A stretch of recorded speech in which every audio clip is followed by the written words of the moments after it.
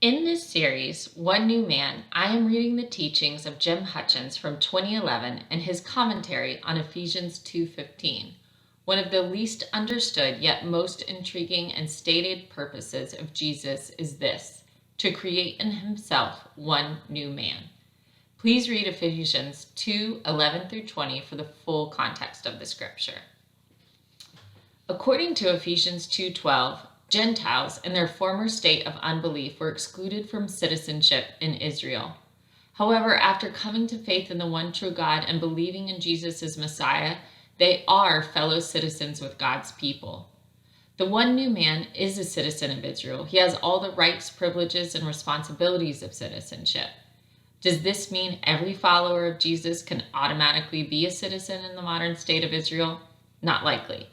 But the one new man may be found also in the modern state of Israel. More to the point, the one new man is a citizen of the God of Israel and the Israel of God. The one new man is primarily a spiritual entity. Again, to adequately grasp this, some basic definitions are in order. What do we mean by Israel? This question, of course, has been debated by Bible scholars and interpreters for centuries. However, for Christians, Israel has too often been defined in terms of its relationship to the church, which is seen as something totally unique and different.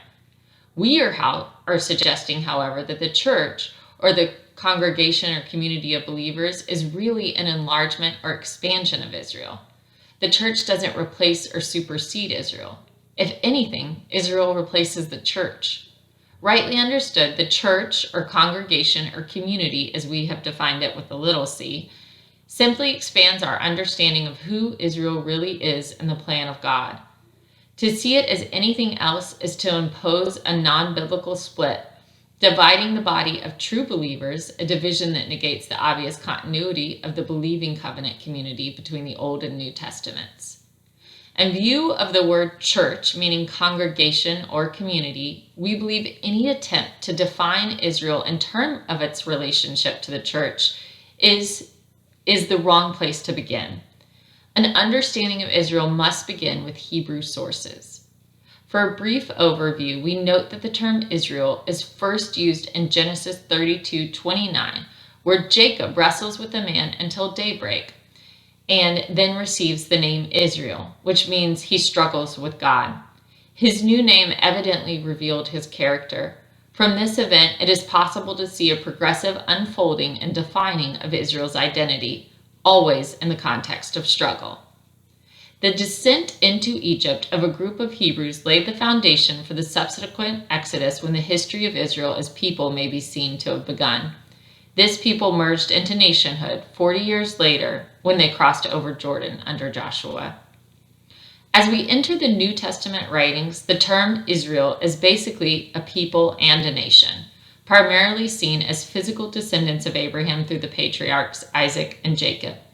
However, there is a further clarification given by the Apostle Paul, a thoroughly religious and educated Jew.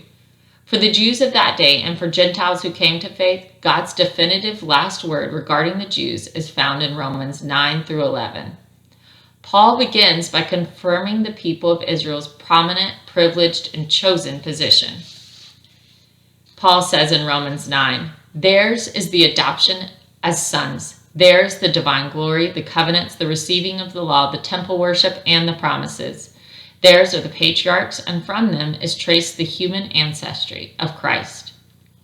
Join me next week to answer the question, who are Abraham's descendants? Shabbat Shalom.